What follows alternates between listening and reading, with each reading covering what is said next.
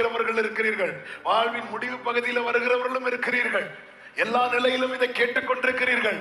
இத்தனை காலம் நம் வாழ்ந்த வாழ்க்கையிலே உண்மையாய் நாம் தேவனிடத்தில் அன்பு வைத்திருக்கிறோமா? நம்ம உண்மையா ஆண்டவர் நேசிப்போனா நம்ம கூட இருக்கிறவங்க கிட்ட அவரை கொண்டு போய் சேர்த்திருப்போமே. அவரை கொண்டு போய் சேர்க்கவில்லையே. இன்னைக்கு நாம இருக்கிறோமே, நாளைக்கு பரலோகத்தில் நாம் இருக்கும் போது நம்மை சார்ந்தவர்கள் நம்மோடு இருக்க வேண்டும் என்று நமக்கு ஆசை இல்லையா?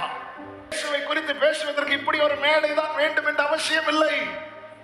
நம்ம டெய்லி பேசி பழகுறவங்க இருக்கிறாங்க.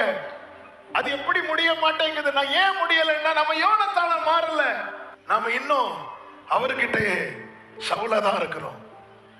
அதனாலதான் தாவீதை குறித்து நெகட்டிவா பேசிட்டே இருக்கிறான் சவுல். யோனத்தான் அப்படி இல்லை. பிராணனை கையிலே வைத்து உயிரை கையில வச்சு நமக்கு மீட்பு தந்தார். பேசி சமாதானமாகி தாவீதை சவுல் அண்டையிலே கொண்டு போய் விட்டான். அன்பில் இணைந்திருங்கள், இசைந்திருங்கள், ஆண்டவரை நேசிங்க. டெய்லி டெய்லி நீங்க காலையில எழும்பும் போது அப்பா கிட்ட பேசிட்டு எழும்புங்க. நைட்டு தூங்குறதுக்கு முன்னாடி நீங்க ஒரு நாள்ல ஃபர்ஸ்ட் பேசக்கூடிய பர்சன் அவரா இருக்கட்டும், லாஸ்ட் பேசுற பர்சன் அவரா இருக்கட்டும். இது எல்லாரும் அதுக்குள்ளதான். அவர் நாமமே ஆதியும் அந்தம். நம்ம லைஃபை அப்படி செட் பண்ணிட்டோம்னு வைங்களேன், நம்முடைய விசுவாசத்தை துவக்கினவர் அதை முடிக்க அவரே வல்லவராயிருப்பான்.